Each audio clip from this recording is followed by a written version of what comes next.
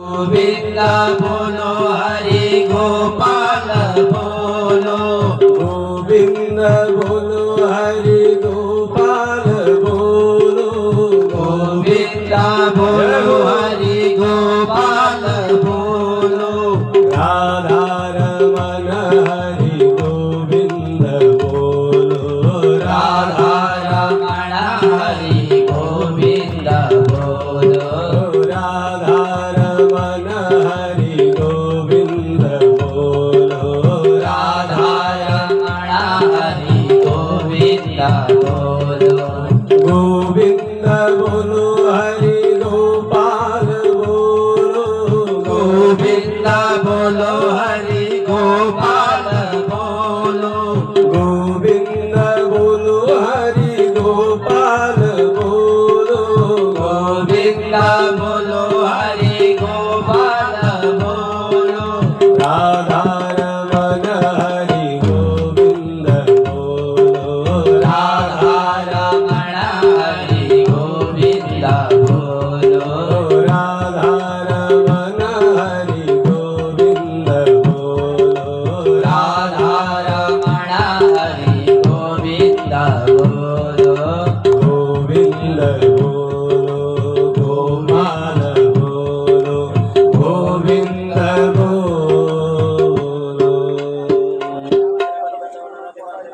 अकारण कारण करुणा वरुणालय भक्तवान कल्पतरु तड़ित ज्योति विलंबित धारी भगवान श्री श्याम सुंदर को प्रत्यक्ष वांगमय प्रतिमूर्ति श्रीमद् भागवत महापुराण एवं आह्लादिनी शक्ति माँ सर्वेश्वरी जगत जननी भगवती श्री राधिका का चरण कमल में साष्टांग प्रणाम कर दे एवं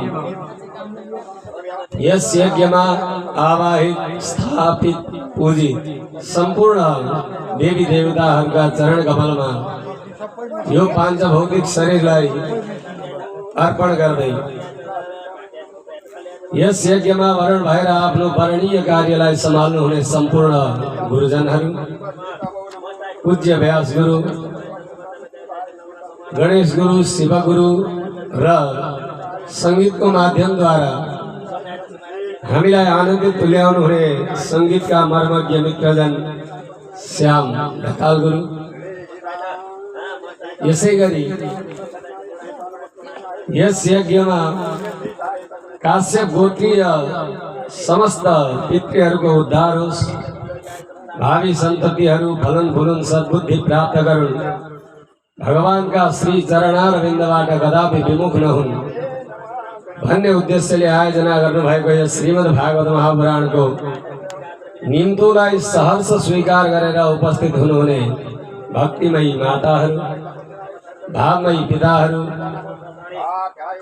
बुद्धिजीवी व्यापारी लब्ध प्रतिष्ठित व्यक्तित्वज्यूहरू एवं समस्त घिमिरे बन्धुज्यूहरू श्रीमद् भागवत महापुराणमा हामी आज 1, 2, 3 गर्दै तृतीय दिवसीय प्रातकालीन सत्रमा उपस्थित भएका छौं। अहिलेसम्म हजुरहरूले पूज्य गुरुदेव श्रीका मुखारविन्दबाट देववाणीमा रहेको संस्कृत सुधालाई श्रवण गरिसक्नु भएको छ। अब तिनी सुधालाई सरस हाम्रो मातृभाषा नेपाली भाषामा रूपान्तरण गर्नका लागि यथाधीतम यथामति जति मेरो बुद्धिले भ्याउँछ त्यति म हजुरहरू समक्ष निवेदन गर्न गइरहेको छु। गुरुदेव सागर हुनुहुन्थ्यो। सागरमा हामी जत्रो बर्तन लिएर जान्छौं त्यहाँबाट त्यति नै जल लिएर आउँछौं। सागरमा जाँदा यदि घरबाट गाग्री भरेर लिएर गयौं भने वहाँबाट फिर्ता आउँदैन है। जो लिएर गएका छौं त्यही लिएर आउने। यदि खाली गाग्रो लिएर हामी सागरमा गयौं भने त्यहाँबाट अनि जल भरेर लिएर आउन सक्छौं।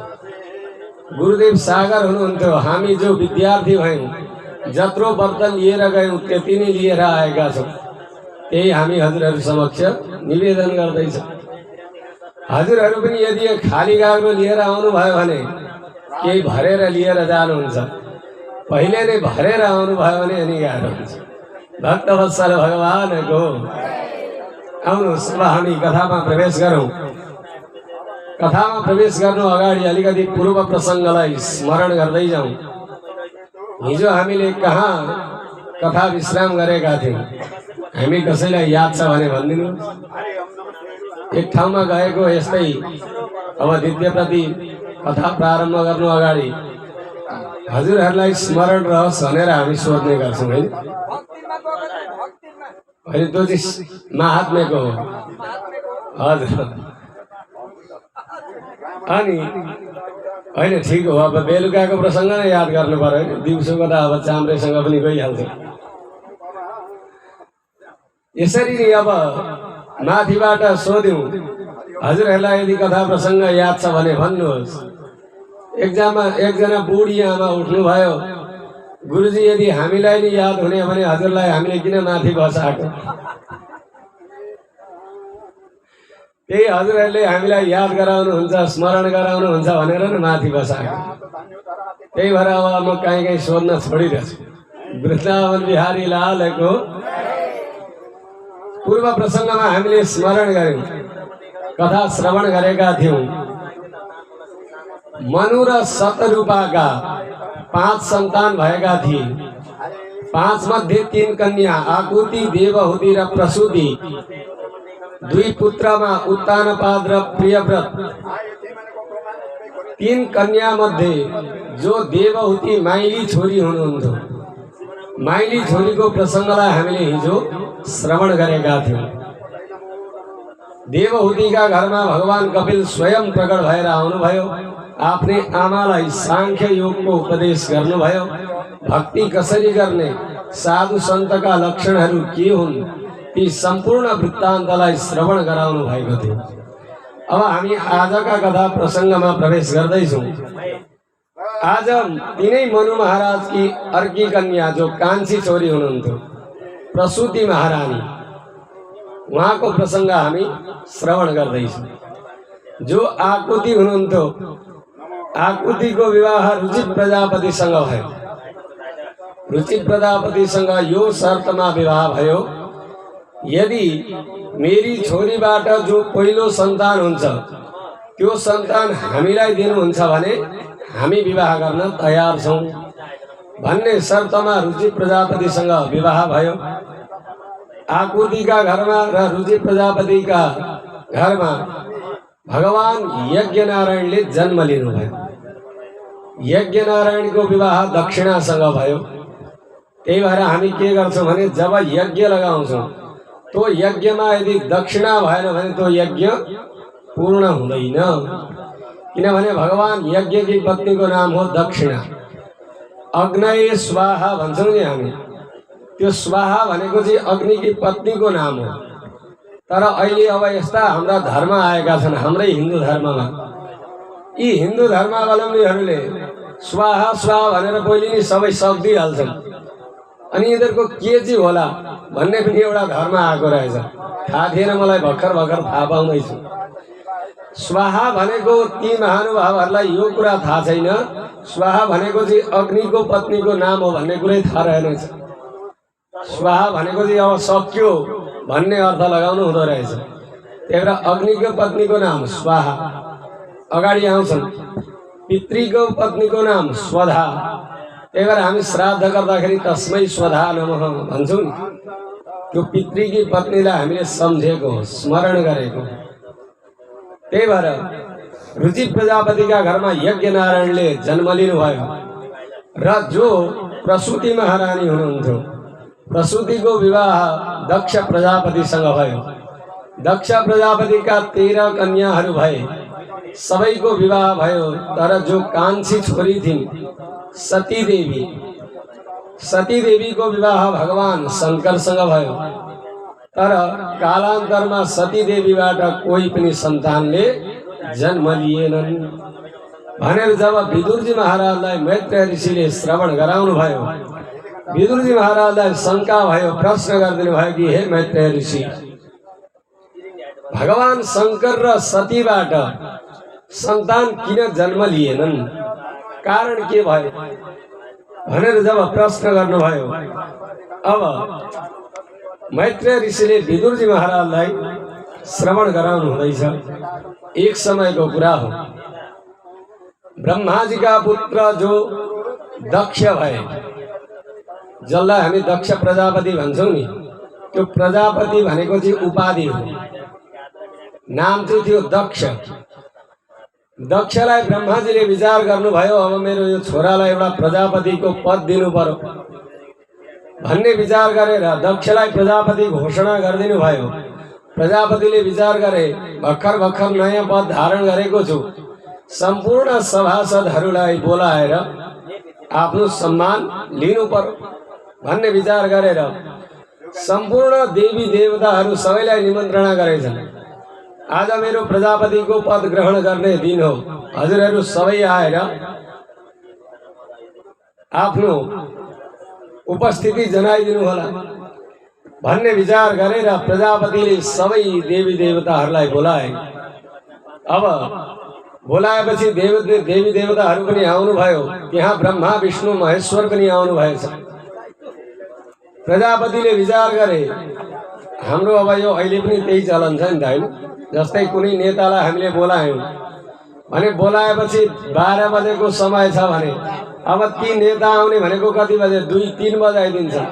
त्यो के का लागि भन्दा अब जनताहरू अलिक भेला हुन्, म आउँदैछु भन्ने खबरले आउँदै गर्छन्।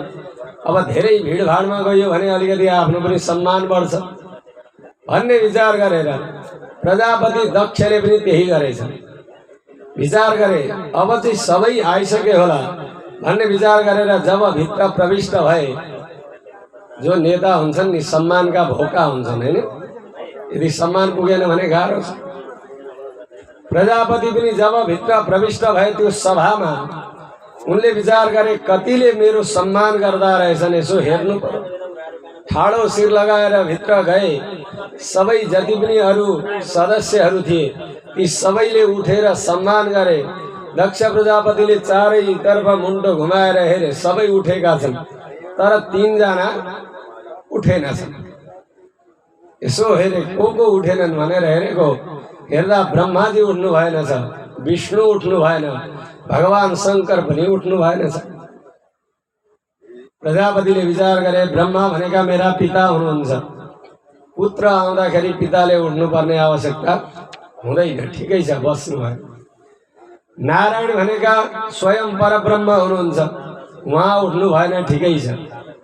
तर जो यो शंकर छ, यो शंकरलाई त मैले आफ्नो छोरी विवाह गरेर दिएको छु, यो त मेरो ज्वाइँ हो, यसले मेरो सम्मान गर्नुपर्ने हो। अब यहाँ पनि 2टा मत हुन्छ। हाम्रो संस्कारमा ससुराले ज्वाइँको सम्मान गर्नुहुन्छ हैन, दुवैजनाले सम्मान गर्नुहुन्छ। तर जो भारतवासी छन्, इन्डियावासी, भारतवासी त हामी पनि हौँ, किनभने भारतवर्षे भरतखण्डे आर्यावर्तान्तर्गते भनेर हामी भन्छौँ नि। भरतजी महाराजले जहाँ जहाँ राज्य गर्नुभयो त्यो भारतवर्ष हो। तर जो हाम्रा इन्डियाको जो संस्कार हो, त्यहाँ चाहिँ के हुन्छ भने ज्वाइँले ससुराको गोडा ढोग्नै पर्ने हुन्छ। जो हाम्रा दक्ष प्रजापति जसको हामी कथा प्रसङ्ग श्रवण गर्दैछौँ, यी चाहिँ अलिक इन्डियातिरका परेछन् कि क्या हो।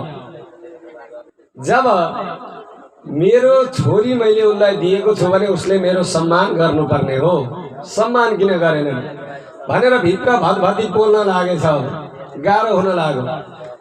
स्वयं आफूलाई नि अपमानित भएको बुझेछन्। सभासद हुन्, सभापति हुन्, भर्खरै पद ग्रहण गर्दैछन्, किनभने त्यो सभामा सभापतिको बोल्ने पालो भनेको अन्तिममा हुन्छ हैन। तर जब दक्ष प्रजापतिले देखे शंकर उठेन, बीचमै बोल्न लागेछन्, कार्यक्रम प्रारम्भ भएको छैन, तर सभापति पहिले नै बोल्न थाले। बोलेछन्, कस्तो बोले भने श्रूयतां ब्रह्मर्षयो मे सहदेवा सहाग्नयः। हे सभासदहरू हो, हजुरहरू ध्यान दिएर सुन्नुहोस्। बिचारा जो अरू देवी देवताहरू थिए, जो सदस्यहरू थिए, तिनीहरूले विचार गरे सभापति लास्टमा बोल्नुपर्ने, आउने बित्तिकै बोल्न थाल्नु भयो, के भयो? चारैपट्टि हेर्न लागे।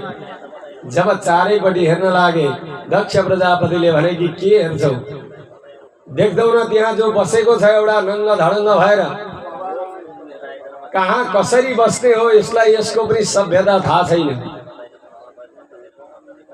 भिडभाडमा कसरी जाने हो, आफूभन्दा ठुलाको कसरी सम्मान गर्ने हो, श्मशानमा बसेको छ, खरानी घसेको छ, लुगा भन्ने केही छैन, एउटा बागम्बर कसेको छ।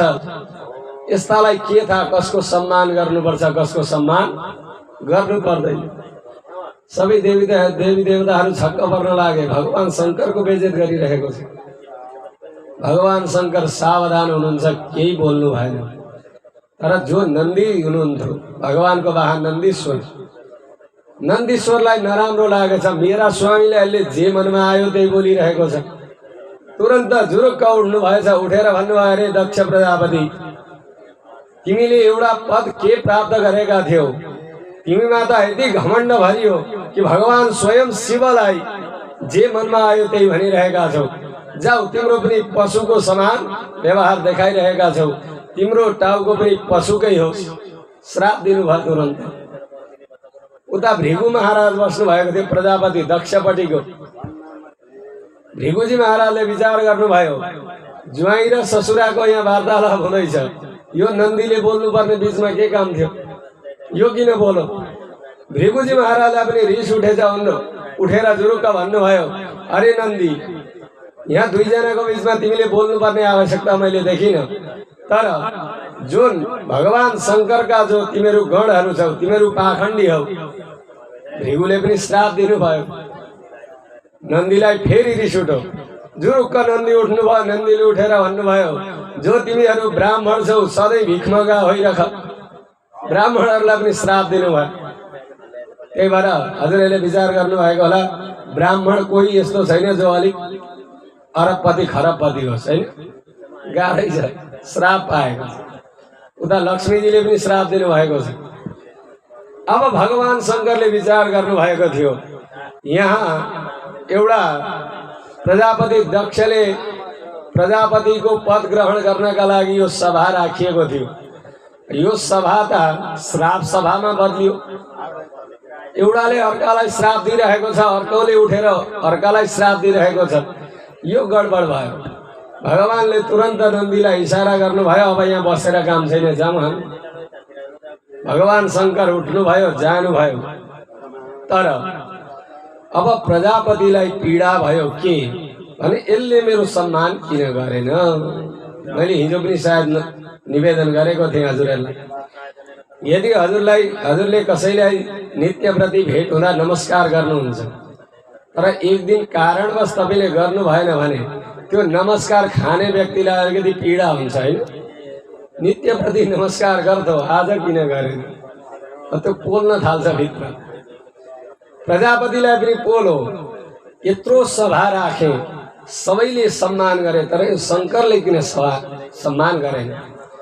अब यसको अपमान म स्वयं गर्नेछु। प्रजापतिले भनेको थियो, आजदेखि यो शङ्करलाई कसैले कहीँ भाग दिँदैन। तर अब यदि मैले स्वयं यो कार्य प्रारम्भ गरेँ भने अरूले दिँदैनन् भन्ने विचार गरौँ र हरिद्वारको कङ्खल नाम गरेको स्थानमा उसले एउटा ठुलो यज्ञको आयोजना गरे। अब त्यो आयोजना भनेको भगवान शङ्करलाई भाग नदिनका लागि ठुलो आयोजना गरौँ। सबै देवी देवताहरूलाई निमन्त्रणा पठायो। निमन्त्रणा पठाएपछि आफ्ना पनि अब 13 छोरीहरू थिए। 13 मध्ये 12लाई चाहिँ निमन्त्रणा दिएछ। जो कान्छी छोरी सती महारानी हुनुहुन्थ्यो, सतीलाई निमन्त्रणा आज पठाएन। जब पठाएनन्, देवी देवताहरू त सबैलाई थाहा थियो ज्वाइँ ससुराको झगडा चलेको छ भन्ने। अब फेरि यज्ञमा निमन्त्रणा आएको छ। सबैले विचार गरे, जो ज्वाइँ र ससुराको झगडा थियो त्यो अब मिलो कि अझै चल्दैछ, यो पनि बुझ्नु पर्यो। हुन्छ नि, होइन? तिनीहरू झगडा गरेका थिए, अब कस्तो चल्दैछ? यदि अलिक मिल्न खोजे भने कोही व्यक्ति यस्ता पनि हुन्छौँ, हामी तिनीहरूलाई उकेर लगाएर भए पनि फेरि जुदाइदिन्थ्यौँ। ती देवी देवताहरूले पनि विचार गरेछन्, कुरो मिलो कि अझै चल्दैछ। अब यो बुझ्नका लागि हामीले यो विमान चाहिँ कहाँबाट लानुपर्छ? कैलाश पर्वतबाट। किनभने यदि त्यहाँ जाँदाखेरि कैलाश खाली छ भने कुरो मिलेछ, गइहाले निमन्त्रणामा। यदि कुरो मिलेको छैन भने कैलाशमै छन् भन्ने विचार गरेर सबै देवी देवताहरूले अब त्यो विमान भनेको चाहिँ कैलाश पर्वत माथिबाट उडाउन लागे। गडगड गडगड गड विमान उड्न लागे।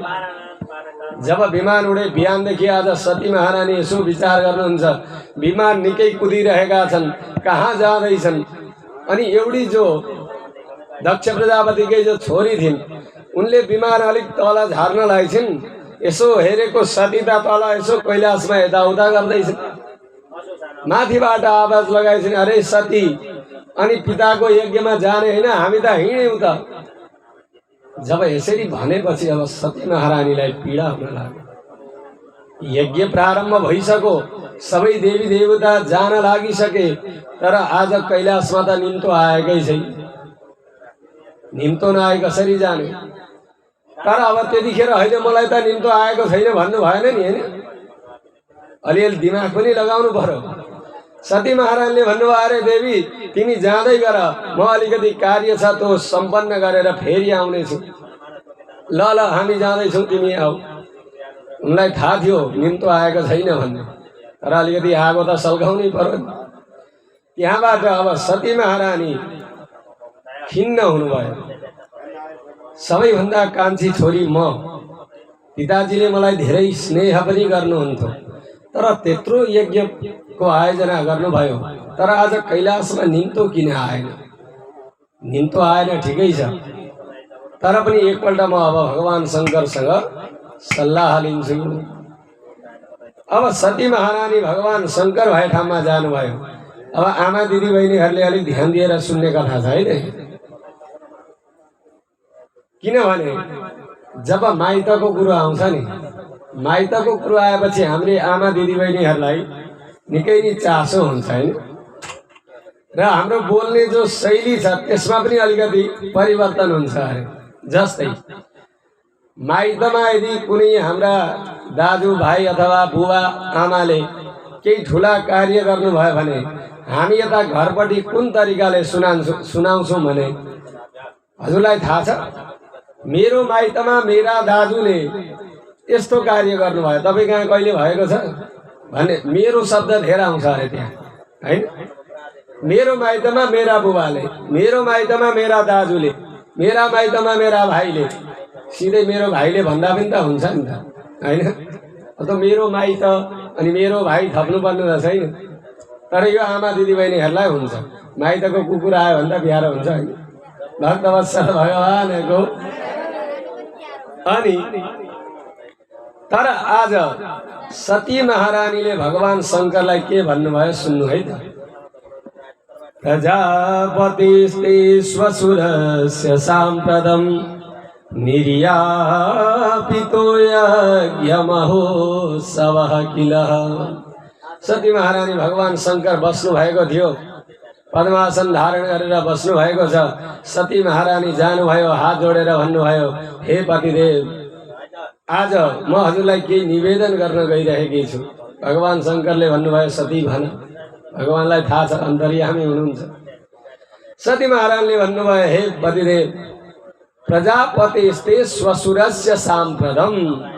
हजुरका ससुरा जो प्रजापति हुनुहुन्छ, दक्ष प्रजापति, उहाँले चाहिँ यज्ञ महोत्सव किल भनेको एउटा ठुलो यज्ञको चाहिँ आयोजना गर्नुभएको छ अरे। अब त्यहाँ मेरो शब्द आएन हैन। मेरा पिताजीले भन्नुभयो र सती महारानीले के भन्नुभयो भने हजुरका ससुरा प्रजापतिले। अब यो भन्दा चाहिँ के हुन्छ भने ज्वाइँलाई पनि आफ्नोपन छल्किन्छ त्यहाँ हैन।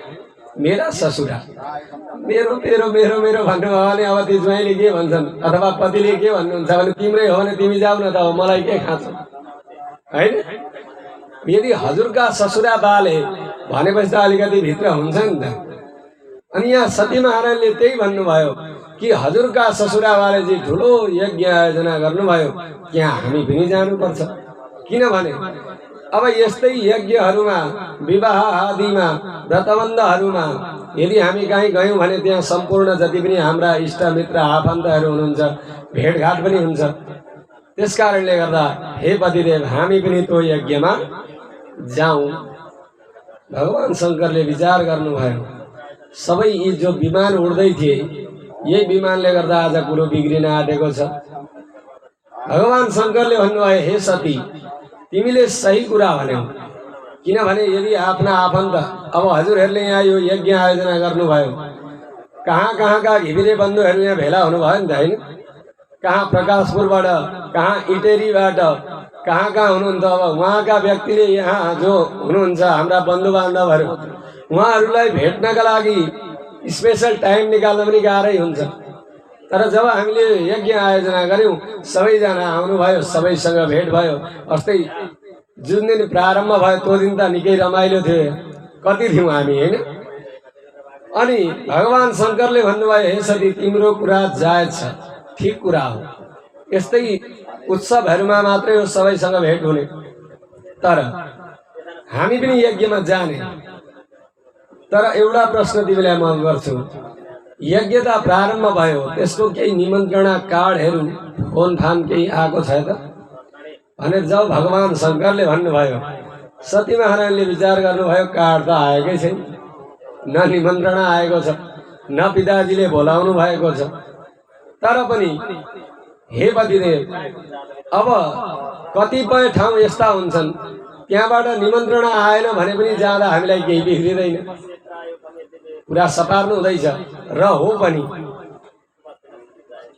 यदि हाम्रा गुरुले कहीं यज्ञको आयोजना गर्नु भएर हामीलाई निमन्त्रणा पठाउनु भएन भने त्यो यज्ञमा हामीले जाँदा केही बिग्रिदैन आफ्ना पतिले कहीं ठुलो यज्ञ आदि गर्नुभयो पत्नी कतै बाहिर बस्नुहुन्छ फोन पनि गर्नु भएन निमन्त्रणा बोलाउनु पनि भएन भने त्यो यज्ञमा जाँदाखेरि केही दोष लाग्दैन आफ्ना पिताले यदि कुनै ठुलो यज्ञ गर्नुभयो अब बोलाउनु भएन भने त्यहाँ जाँदा कुनै दोष लाग्दैन आफूभन्दा सम्माननीय व्यक्तिले यदि हामीलाई बोलाउनु भएन भने पनि कुनै दोष लाग्दैन हे पतिदेव हामीले त त्यहाँ जानै पर्छ भगवान शंकरले भन्नुभयो यो कुरा पनि तिम्रो ठिकै हो तर नबोलाइकन जाँदा हुन्छ तर हामी यदि गयौं हामी जाँदा जसले त्यो यज्ञ प्रारम्भ गरौ ती व्यक्तिले हामीलाई देखेर यदि भित्रैदेखि प्रसन्न भए भने त्यहाँ जानु चाहिँ उचित हुन्छ तर अब निमन्त्रणा पनि छैन अनि हामी पनि त्यहाँ गयौं जाँदाखेरि जसले त्यो आयोजना गरौ निमन्त्रणा गरेको थिएन फेरि मुख उठाएर आएछन् भने त गाह्रो हुन्छ नि त हैन नबोलाइकन के खाना आका भयो भने त्यहाँ भन्दा मर्नु हुन्छ कहिले हुँदैन भगवानले भन्नुभयो हे देवी यदि हामी जाँदा त्यहाँ प्रसन्न हुन्छन् भने हामी जानु उचित हुन्छ तर हामीलाई देखेर चाहिँ तिनीहरूको यज्ञ नै अलि खल्लोपन भयो भने त्यहाँ जानु त उचित हुँदैन भगवान शंकर तो अस्तिको घटना बताउन चाहनुहुन्न तर जब सती महारानीले जबरजस्ती गर्नुभयो पतिदेव हामी जानै पर्छ हजुर भन्नुहुन्छ यस्ता यस्ता कुरा तर त्यस्तो केही हुँदैन हजुरलाई थाहा छ नि मेरा पिताले मलाई कति स्नेह गर्नुहुन्छ जब सती महारानीले ढिठ गर्नुभयो हठ गर्नुभयो शास्त्रले यहाँ भनेको छ 3-4 प्रकारका हठ हुन्छन् अरे एउटा हुन्छ बाल हठ यदि सानो बालक छ उसले कुनै कुराका लागि जिद गर्न थाल्यो भने जबसम्म हजुरले त्यो वस्तु दिनुहुन्न तबसम्म त्यो बालकले जिद्दी गरिरहन्छ हैन रोएर हुन्छ कि कराएर हुन्छ कि लडीबडी खेलेर हुन्छ कि जसरी हुन्छ त्यो उलाई प्राप्त गर्नै पर्छ अर्को हुन्छ राजहट राजाले चाहे अथवा हाम्रा ठुलठुला नेताहरूले चाहे भने जे गरिदिन सक्छ अर्को हुन्छ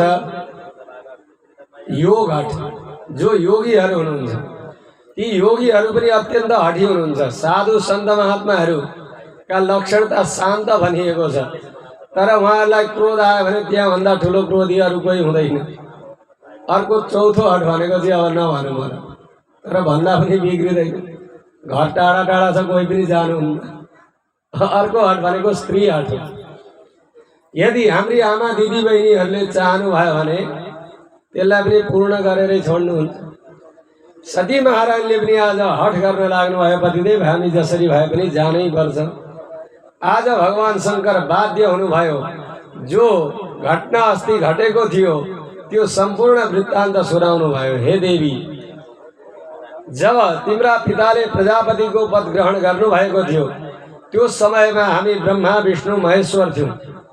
हामी तिनी देव उठ्यौं नउठेपछि र पनि म त भगवान विष्णुको चरणको ध्यानमा मग्न भएछु।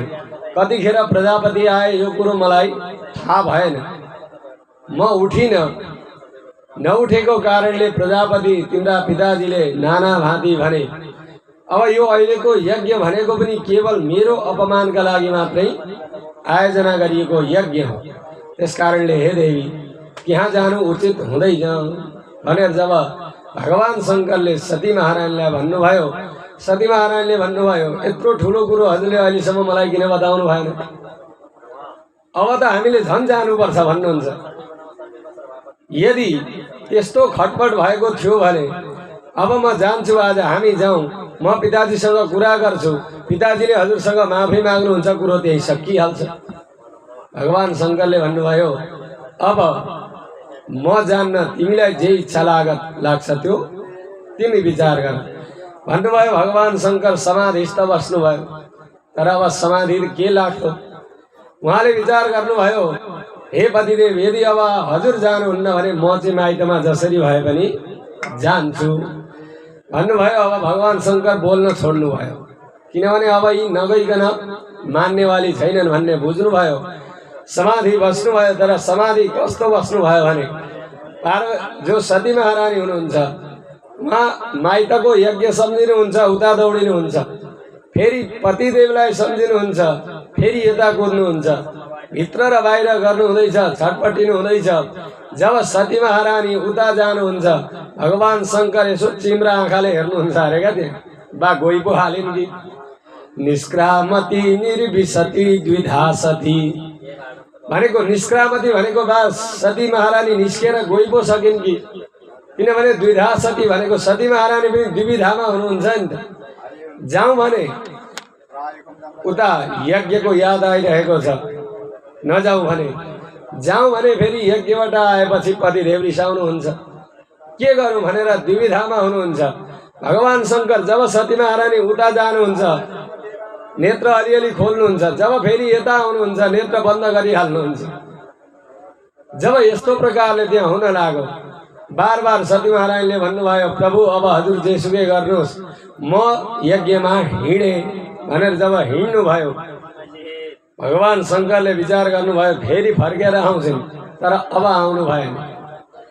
जब सती महारानी जानुभयो गइसकेपछि तुरन्त भगवान शंकरले नन्दीलाई भन्नुभयो हे नन्दी तिमी जति पनि यी सतीका सामग्रीहरू छन्, ती श्रृंगारका सामग्रीहरू, ती वस्त्रहरू, ती सबै लिएर सतीलाई वहाँ पुर्याएर आऊ आदेश दिनुभयो।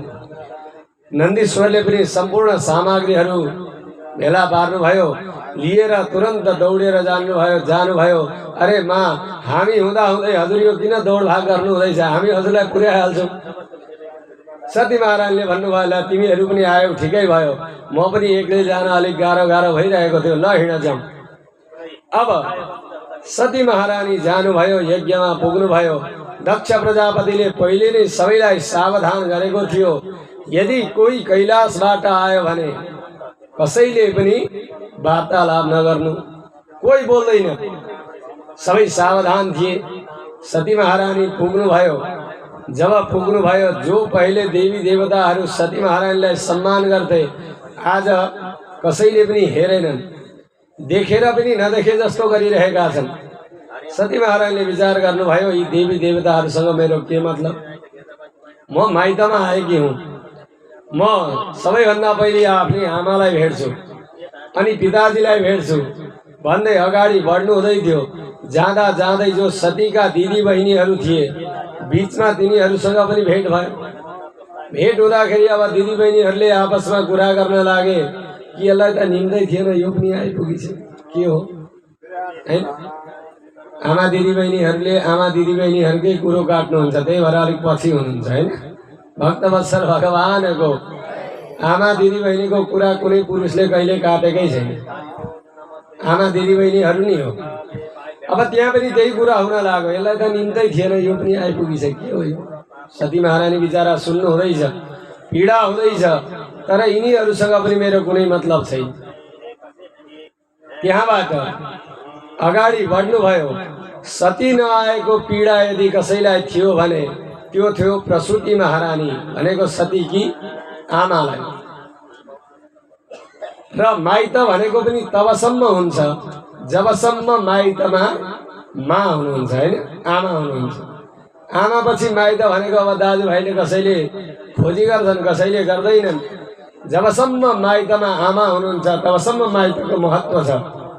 आमा पछिको माइत फेरि त्यति महत्त्व हुँदैन। जब आफ्नी आमाको कोठामा प्रविष्ट हुनुभयो, मास जो प्रसूति हुनुहुन्थ्यो अत्यन्त दुखी हुनुहुन्छ, नेत्रबाट अश्रुपात भइरहेका छन्। सती महारानीलाई जब देख्नुभयो, अङ्कमाल गर्नुभयो, छोरी तिमी आइछौ, निमन्त्रणा नभए पनि आयौ, आज म अब प्रसन्न भएँ। यत्रो यज्ञको आयोजना भएको थियो तर मलाई यो राम्रो लागिरहेको थिएन, तर अब तिमी आयौ, अब म प्रसन्न भएँ। अलिकति त्यहाँ वार्तालाप भए। सती महारानीले विचार गर्नुभयो, अब पिताजीसँग भेट्छु, यो हजुरले के गर्नुभएको, हामीलाई निमन्त्रणा किन पठाउनु भएन भनेर पिताजीलाई भेट्छु भनेर यज्ञ कुण्डतिर जानुभयो। जब यज्ञ कुण्डमा जानुभएको चारैपट्टि हेर्नुभयो, सबै देवी देवताहरू जो साना साना देवी देवताहरू छन् ती सबैलाई यज्ञमा भाग दिएको छ। तर ईशान कोणमा हेर्नुभएको, ईशान कोणमा हेर्दाखेरि भगवान शङ्करको कुनै स्थानै छैन। भगवान शङ्करको जब स्थान देख्नु भएन, अब सोध्नका लागि जानुभएको थियो, उहाँलाई अब मनमा पीडा भयो। यत्रो यज्ञमा भगवान शङ्कर बिना यो यज्ञ कसरी पूर्ण होला त? पिताजीलाई भन्नुभयो, अरे पिताजी यो हजुरको यज्ञ बिना शिवको पूर्ण हुन्छ त भनेर सोध्नु भएको थियो। ए त पनि आइपुगिस् यहाँ, मलाई त मैले त निमन्त्रणै गरेको थिएन, किन आएकी? ठाडै बोल्न लाग्नु भयो। सती महारानीले विचार गर्नुभयो, अहिलेसम्म मेरो अपमान भयो ठिकै छ, मलाई केही वास्ता भएन, तर त्यो यज्ञमा जब भगवान शिवको स्थान भेट्नु भएन, अब उहाँलाई पतिको अपमानले पीडा दिन लाग्यो। भन्नुभयो, अरे प्रजापति, अब पिताजी भन्न छोड्नुभयो। आफ्ना पितालाई भन्नुभयो, हे दक्ष, जो तिमीले यो यज्ञ गर्यौ तिम्रो यो यज्ञ कदापि पूर्ण हुनेवाला छैन।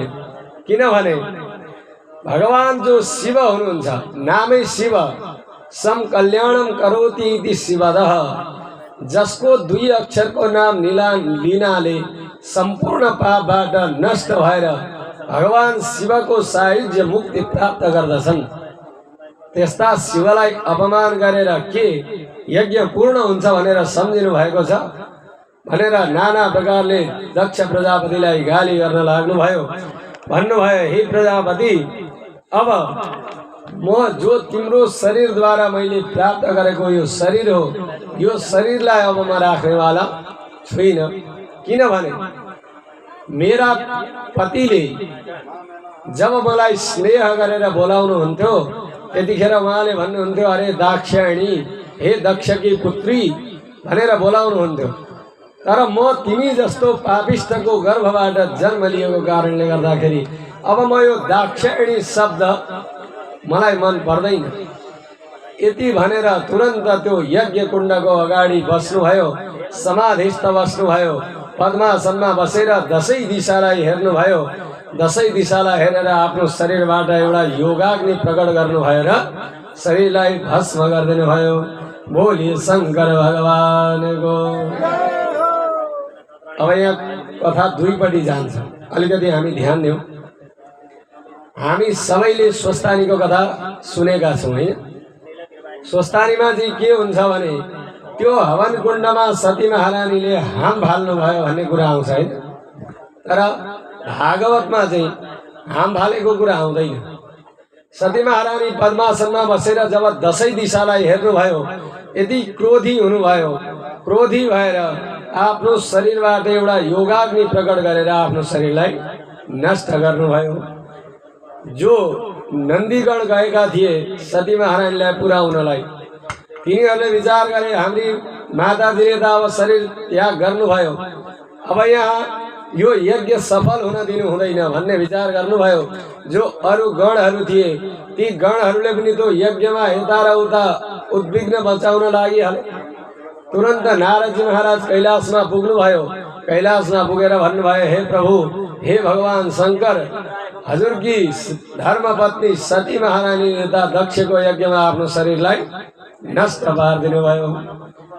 जब सतीको मृत्युको खबर भगवान शंकरले सुन्नुभयो, शंकरलाई क्रोध आयो। क्रोध आएपछि जटा समात्नु भयो। एउटा जटा उखेलेर भुइँमा पछार्नु भएको थियो।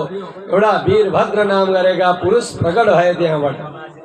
हात जोडेर भने, प्रभु किम करोमि, हजुरले मेरो स्मरण किन गर्नुभयो, मलाई किन बोलाउनु भयो? भगवान शंकरले भन्नुभयो, दक्ष सयज्ञम जही, गएर तो दक्ष सहित दक्षको यज्ञलाई नष्ट गर्दै। अब जो यता भगवान शंकरका गणहरूले यज्ञ कुण्डमा उधम मचाइरहेका थिए, भृगुजी महाराजले विचार गर्नुभयो, अब यी भूत प्रेतहरूले यज्ञ पूर्ण हुन दिँदैनन्, यिनलाई यहाँबाट भगाउनु पर्छ भन्ने विचार गरेर एउटा रक्षोहण मन्त्र हातमा जल लिनुभयो। रक्षोहण मन्त्र पढेर त्यो जल छर्किदिनु भएको थियो। बिचारा भूत प्रेतको अब त्यो केही पनि लागेन। सबै त्यहाँबाट अब भाग्न लागे। मन्त्रको अगाडि भूत कहाँ टिक्छ र है। अब ती सबै उता कैलाशतिर भाग्दै थिए। माथिबाट जो वीरलाई प्रकट गर्नु भएको थियो वीरभद्र, ती पनि त्यहाँबाट आउँदै थिए। आउँदा आउँदै बिचमा भेट भएछ दुवैजनाको। यताबाट गएका गण र उताबाट आउनुभएका वीरभद्र।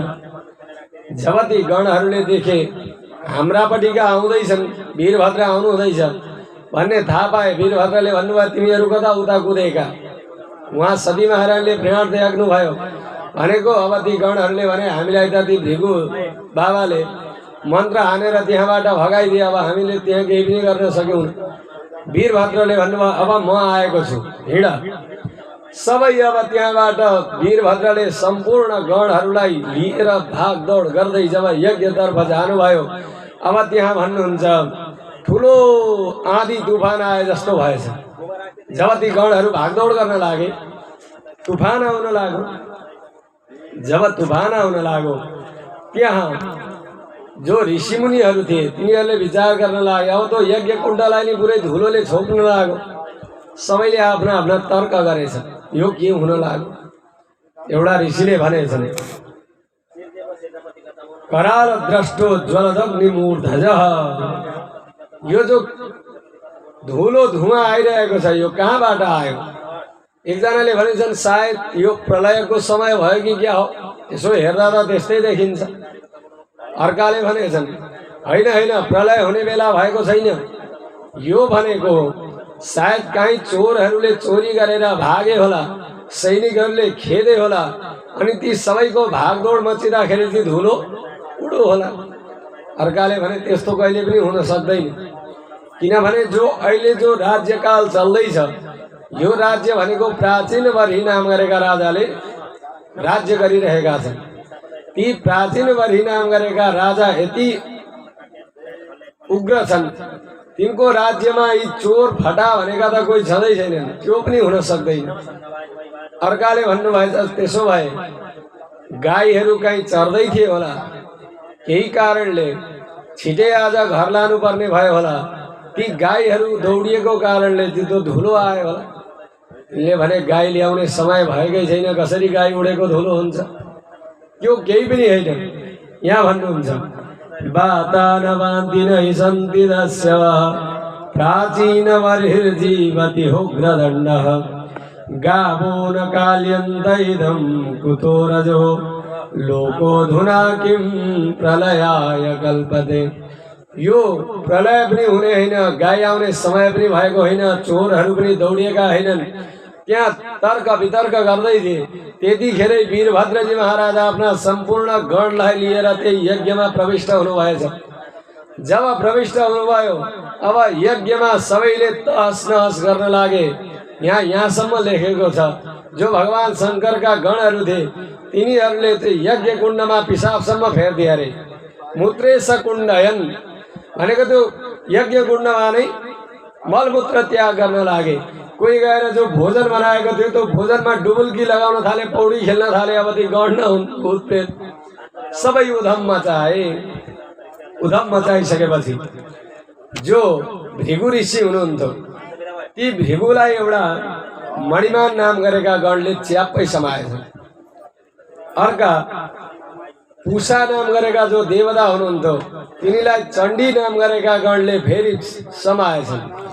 वीरभद्रले दक्ष प्रजापतिलाई समाएछन्।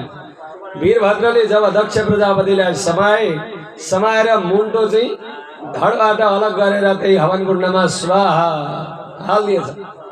जो भृगुजी महाराज हुनुहुन्थ्यो भृगुजी महाराजका दारी समाएर फनी घुमाएछन् र उखेलेर त्यही हवन कुण्डमा स्वाहा। पुषा जो देवता थिए ती पुषा देवताका दाँतमा मणिमानले एक मुक्का हानेका थिए, 32 सबै भएर झरेछन्। जो भग नाम गरेका देवता थिए ती भग नाम गरेका देवतालाई दुईटै अम्लाले यसो गरेका ती आँखा सबै गए। सबै यज्ञ तहस नहस भयो। अब यसरी तहस नहस भइसकेपछि सम्पूर्ण जो देवी देवताहरू त्यहाँ भाग लिन गएका थिए हाहाकार मचिएछ। त्राहिमाम त्राहिमाम प्रभु रक्षा गर्नुहोस् भन्दै सिधै गएछन् ब्रह्माजी भए ठाउँमा। ब्रह्माजी भए ठाउँमा जब जानुभयो गएर भन्नुभयो हे प्रभु हाम्रो रक्षा गर्नुहोस्। ब्रह्माजीले भन्नुभयो के भयो? देवताहरूले भने प्रभु हामी दक्ष प्रजापतिको यज्ञमा केही भाग मिल्छ कि भनेर गएका थियौँ, आधी भाग त हाम्रै गइसक्यो। अब दारी गयो, शरीरको एउटा भाग गयो नि त। कसैका आँखा गए, कसैका दाँतै छैनन्, हाम्रै आधी भाग गयो, भाग त केही पनि भेटिएन। जब यसरी भने भगवान शङ्करले ब्रह्माले भन्नुभयो यदि भगवान शङ्कर क्रोधी हुनुभयो भने अब शान्त गर्न पनि गाह्रै छ। किनभने भगवान शङ्करलाई हामी के भन्छौँ भने आशुतोष भन्छौँ होइन। आशु तुष्यति भनेको जो चाँडै प्रसन्न हुनुहुन्छ, क्षणै रुष्टा क्षणै तुष्टा रुष्टा पुष्टा क्षणै क्षणै। प्रसन्न पनि चाँडै हुनुहुन्छ र क्रोध पनि चाँडै गर्नुहुन्छ। ब्रह्माजीले भन्नुभयो अब सबैजना कैलाशमा जानुपर्छ। देवताहरूले भने हामी भगवान शङ्करको अगाडि जानलाई सामर्थ्य छैन, किनभने यति क्रोधी हुनुहुन्थ्यो भगवान शङ्कर होइन ती शङ्करका गण यति क्रोधी थिए भने भगवान कति क्रोधी हुनुहुन्छ होला। ब्रह्माजी महाराजले भन्नुभयो तिमीहरू एकैचोटि नजाऊ, सबैभन्दा पहिले म जान्छु। म गएर यसो त्यहाँको यसो हेर्छु कस्तो छ परिस्थिति। त्यो परिस्थिति हेरेर यदि शङ्कर भगवान अलिक शान्त स्वभावको हुनुहुन्छ भने म इसारा गर्छु तिमीहरू फेरि आउनु। देवताहरूले भने यो आइडिया चाहिँ ठिक छ ल। भगवान ब्रह्माजी अगाडि अगाडि ती देवी देवताहरू पछाडि पछाडि जाँदैछन् कैलाश पर्वतमा। पहिले भगवान ब्रह्माजी प्रविष्ट हुनुभयो। जब ब्रह्माजी भित्र जानुभयो भगवान शङ्करले विचार गर्नुभयो ब्रह्मा महाराज आउनु भएको छ। उत्थाय चक्रे भनेको आफ्नो आसनबाट उठेर ब्रह्माजी महाराजलाई साष्टाङ्ग प्रणाम गर्नुभयो। हे पितामह आउनुहोस् आसन ग्रहण गर्नु। ब्रह्माजीले थाहा पाउनुभयो त्यति क्रोधमा हुनुहुन्न, किनभने यदि क्रोधमा हुनुहुन्छ भने त म आएँ गएँ केही वास्तै हुँदैन थियो। तुरन्त ती देवी देवताहरूलाई इसारा गर्नुभयो कुरो मिल्दा जस्तो छ आओ तिमीहरू पनि। सबै देवी देवताहरू गएर हात जोडेर भन्न लागे हे प्रभु हाम्रो रक्षा गर्नुहोस्। अब त यज्ञ त बिचमा त्यत्तिकै छोड्न हुँदैन, त्यसको पूर्णाहुति त गर्नै पर्छ, प्रभु कृपा गर्नुहोस् भनेर जब देवी देवताहरूले प्रार्थना गरे भगवान शङ्करले भन्नुभयो जजमानलाई ल्याऊ म यज्ञ पूर्ण गरिदिन्छु। बिना जजमानको त यज्ञ पूर्ण हुँदैन नि त होइन। देवी देवताहरूले भने प्रभु जजमान त अब शिर छैन धड मात्रै लडिरहेको छ, अब कसरी पूर्णाहुति गर्ने। सबै देवी देवताहरू त दक्षले यज्ञ गर्ने ठाउँमा आउनुभयो। आएर अब जजमान खोज्दाखेरि छँदै छैन। भगवानले भन्नुभयो उत्तर दिशापट्टि जाओ, सबैभन्दा पहिले जेलाई देख्छौ त्यही लिएर। अब भगवानका गणहरू गए, जाँदाखेरि एउटा बोको चरिरहेको रहेछ। त्यही बोकालाई भेटे, बोकाको गर्दन ल्याएर भगवानले उसलाई उल्टोपट्टि फर्काएर जोड दिनुभयो। जब जोड दिनुभयो अब बोको कसरी गराउँछ है। त्यही स्वरमा तुरन्त उठेर अब त दक्ष प्रजापतिले भगवानको स्तुति गर्न लाग्यो। भूयानुग्रहो भवता कृतो मे दण्डस्त्वया मयि भीतो यदपि प्रलब्धः न ब्रह्मबन्धुषु च मां भगवन्नवज्ञां तुभ्यं हरिश्च कुतैव धृतव्रतेषु। हे प्रभु, हजुरले जो मेरो यो अहिले दशा बनाउनु भयो, जो हजुरले मलाई दण्ड दिनुभयो, त्यो दण्ड दिएर ममाथि आज ठुलो अनुग्रह गर्नुभएको छ। किनभने म एउटा प्रजापतिको पद पाएर अत्यन्त घमण्डमा चूर भएको थिएँ। म भित्र घमण्डले वास गरेको थियो, तर आज मेरो त्यो घमण्डलाई चूर चूर पारेर ममाथि हजुरले ठुलो अनुग्रह गर्नुभयो। यदि त्यो बोकाको टाउको नजोडिकन त्यति प्रार्थना गरेको भए त आज त दुर्दशा हुँदैन थियो नि, होइन? तर जब बोकाको टाउको जोडियो अनि उसलाई ज्ञान भयो कि म अलिकति अभिमानी भएको रहेछु, दिव्य तरिकाले प्रार्थना गरो।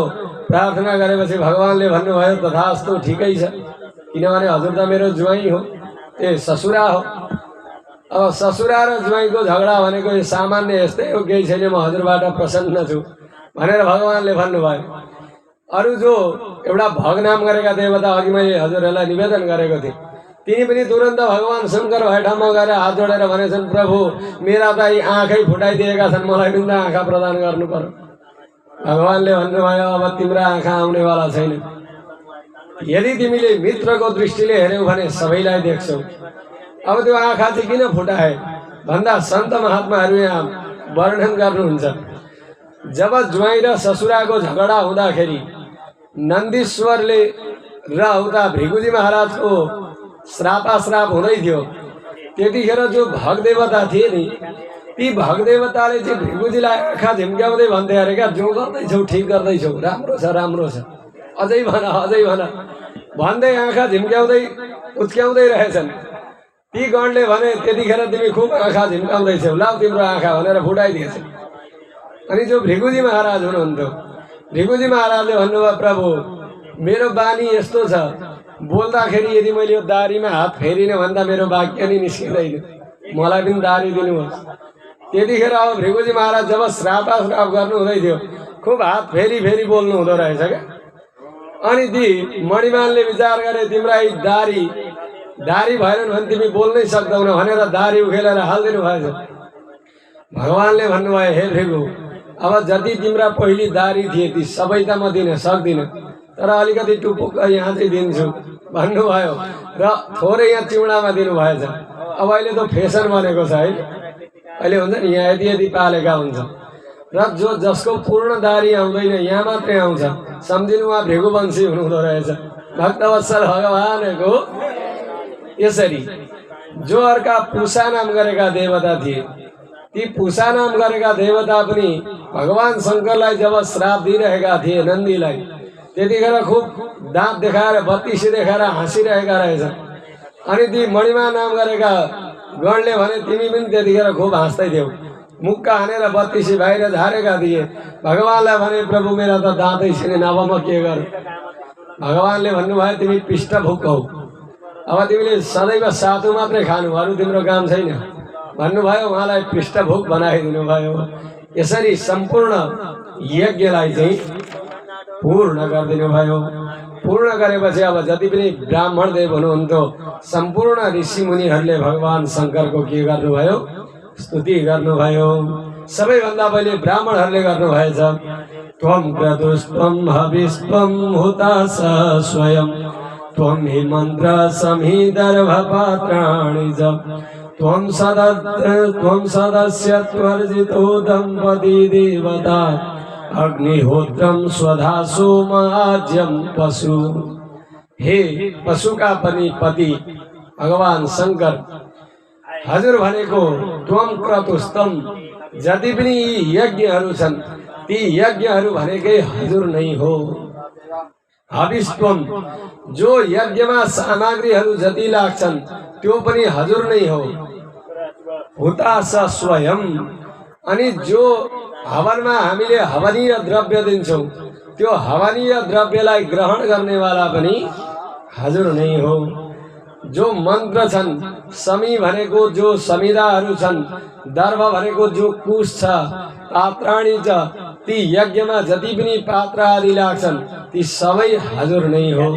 त्यसकारणले हे प्रभु हजुर प्रसन्न हुनुहोस् भनेर यस्ता प्रकारले जब प्रार्थना गरे, त्यहाँबाट सबै देवी देवताहरूले भने कि आजदेखि जति पनि त्यो यज्ञमा अवशिष्ट सामग्री हुन्छ, त्यो अवशिष्ट सामग्री भनेको भगवान शिवको भाग हुन्छ भनेर भने त्यहाँ सम्पूर्ण देवी देवताहरूले प्रार्थना गरेपछि अब ब्रह्मा विष्णु पनि त्यहाँ प्रकट हुनुभयो। जब ब्रह्मा विष्णु आएर भन्नुभयो, हे देवी देवताहरू, जब तिमीहरू ब्रह्मा विष्णु र महेश्वरमा भेद गर्छौ अनि त्यतिखेर तिमीहरूको दुर्दशा हुने यसरी नै हो। हामी त्रिदेव जो छौँ, त्रिदेवमा कुनै प्रकारको भेद छैन। यदि कसैले भेद गर्छौ भने देखिहाल्यो अहिले दक्षको के हाल भयो। त्यही भएर ब्रह्मा विष्णु महेश्वर भनेको कोही भेद छैन, एउटै स्वरूप हो। अब भगवान जो शंकर हुनुहुन्छ, त्यो शंकरको रङ कस्तो छ? नीलो छ। हामीले फोटोमा नीलो देखेका छौँ हैन? भगवान विष्णुको रङ गोरो गोरो छ हैन? तर त्यस्तो होइन।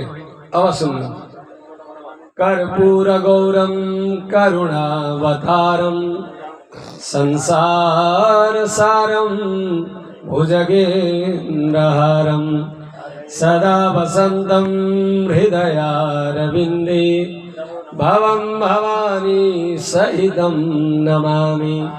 भगवान शंकर को रंग भनेको कर्पूर गौरम। जो कपूर हामीले देखेका छौं नि, कपूर कस्तो हुन्छ? सेतो हुन्छ नि। भगवान शंकर को रंग भनेको कपूर समान सेतो छ। कर्पूर गौरम, कपूर समान गोरो वर्णको, करुणावतारम, करुणा का अवतार, संसार सारम, संसार को सार, भुजगेन्द्र हारम, भुजंग भनेको सर्पको, हार भनेको माला लगाउने वाला, सदा वसंतम हृदयारविन्दे। त्यस्ता प्रभु चाहिँ हाम्रो यो हृदयमा सदैव विराजमान हुनुहोस् भनेर हामी स्तुति गर्छौं। अब जो भगवान विष्णुको रंग हामीले गोरो देखेका छौं, तर भगवान विष्णु गोरो हुनुहुन्न। कसरी? नीलाम्बुजश्यामलको मलाङ्गम। भगवान विष्णु नीलो वर्णको हुनुहुन्छ, भगवान शंकर गोरो वर्णको हुनुहुन्छ। तर हामी देख्छौं भगवानलाई, शंकरलाई नीलो, भगवान विष्णुलाई गोरो। कारण के भयो भन्दाखेरि भगवान विष्णुका इष्ट देवता भनेका शंकर हुनुहुन्छ, शंकरका इष्ट देवता भनेका विष्णु हुनुहुन्छ। अनि भगवान शंकरले विष्णुको ध्यान गर्दा गर्दै यस्तो ध्यान गर्नुभयो, जो शंकरको रंग थियो त्यो विष्णुमा आयो, विष्णुको रंग चाहिँ शंकरमा गयो। अब विचार गर्नुहुँदो त्यस्तो कसरी हुन्छ? हामीले कमलकोटी देखेका छौं। कमलकोटी हामी सबैलाई थाहा छ। त्यो कमलकोटीले सन्तान कसरी उत्पादन गर्छ? त्यसले अंडा पनि पार्दैन हैन? कमलकोटीले अंडा पनि पार्दैन, बच्चा पनि जन्माउँदैन। अनि आफ्नो शाखा सन्तान चाहिँ कसरी बढाउँछ भन्दाखेरि उसले एउटा पहिले सानो घर बनाउँछ माटोको। त्यो माटोको घर बनाइसकेपछि त्यहाँबाट एउटा खोजेर किरोलाई ल्याएर त्यहाँभित्र बन्द गरिदिन्छ। बन्द गरेपछि त्यसको मुख पनि टाल्दिन्छ बाहिरबाट। अनि त्यही माटो माथि बसेर उसले भू भू भू भू भू कराइरहन्छ। अब जो बिचारा भित्र किरो छ, त्यो किरोले त्यो कमलकोटीलाई यति याद गर्छ, यति स्मरण गर्छ, यति सम्झिन्छ, त्यो भयले गर्दा कतिखेर यसले मलाई खान्छ भनेर त्यो 24 घण्टा भयभीत भएको हुन्छ। अन्तिममा त्यो किरोले पनि त्यही कमलकोटीकै रूप धारण गर्छ। त्यही किरो पछि कमलकोटी हुन्छ। त्यस्तै नै भगवान शंकरले ध्यान गर्नुभयो विष्णुको, विष्णुले ध्यान गर्नुभयो शंकरको। त्यही भएर रंग त्यस्तो भएको हो। यसरी यहाँ सम्पूर्ण देवी देवताहरूलाई यहाँ भगवान शंकरले ब्रह्मा विष्णु महेश्वरले उपदेश गर्नुभयो। बोलिए शंकर भगवान को, कृष्ण कन्हैया लाल को। राधे गोविंद जय जय राधे गोविंद, राधे गोविंद जय जय राधे गोविंद। नटवर नागर नंद जय जय राधे गोविंद, नटवर नागर नंद जय जय राधे गोविंद। राधे गोविंद जय जय राधे गोविंद, राधे गोविंद जय जय राधे गोविंद।